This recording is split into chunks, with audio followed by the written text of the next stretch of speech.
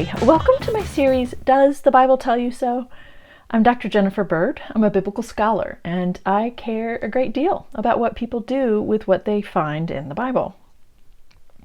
Today's topic is capitalism. God is in favor, right? Or is God in favor? What does the Bible tell us? This is one of many that I'm going to do talking about finances or poverty or money, something. But the first, I thought I would dive into this one particular parable. So I'm looking in Luke chapter 19, and we're looking at the story in verses 11 to 27. It's kind of one of the longer stories, but one of the things I want to preface this with, growing up, I always heard stories that Jesus tells are always about God and the kingdom, and anytime there's a man in a story, that person represents God, and it all kind of played out that way. That's how I learned it or remember it. Even if someone said something different once in a while, that is how I took them all. So I think people avoided this particular story, but because it's a little confusing if you think that the man in the story is God or Jesus, and it plays out after that. So let's look at Luke chapter 19. As they were listening to this, so that's the end of the story related to Zacchaeus, Jesus went on to tell a parable because he was near Jerusalem and because they supposed that the kingdom of God was to appear immediately. Whole conversation to have about those two things, but I'm going to keep going. So he said, a nobleman went to a distant country to get royal power for himself and then return. He summoned 10 of his slaves and gave them 10 pounds and said to them, do business with these until I come back. But the citizens of his country hated him and sent a delegation after him, saying, we do not want this man to rule over us.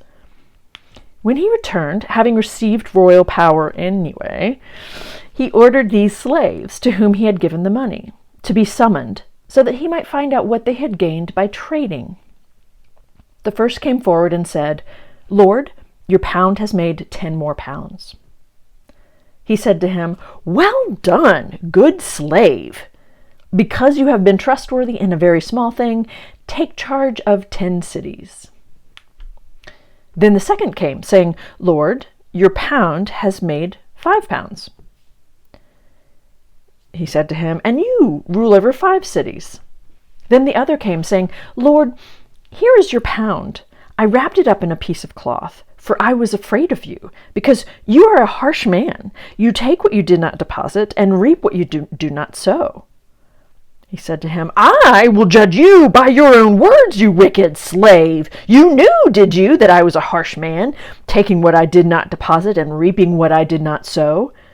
Why then did you not put my money into the bank? Then when I returned, I could have collected it with interest.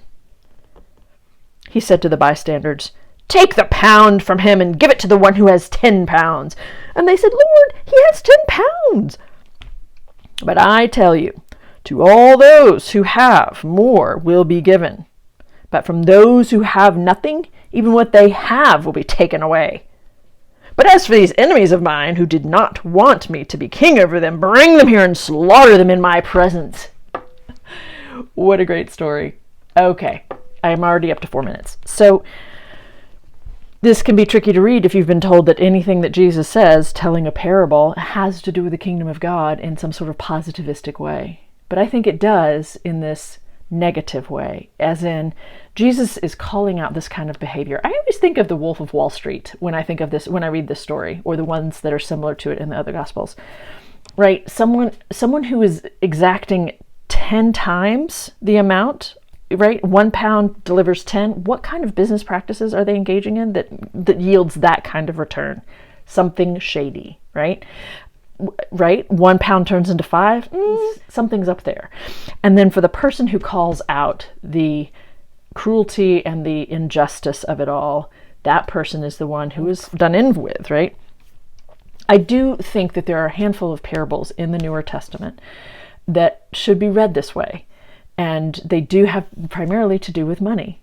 And I find it much more refreshing to be able to say, all those who have, they will be given more. To read that through an ironic or a a critical lens. That is what happens. Those who are wealthy often end up making more and more, and those without anything at all lose what little they have, right?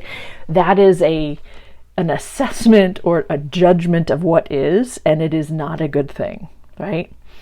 And there's a way to read this that makes it actually make way more sense of this section of Luke in particular, or of just the Gospels in general, the parables of Jesus and what he's trying to say, things like that. So anyway, I hope that's helpful. A slightly different kind of content than what I've been doing so far in these videos. See you next time.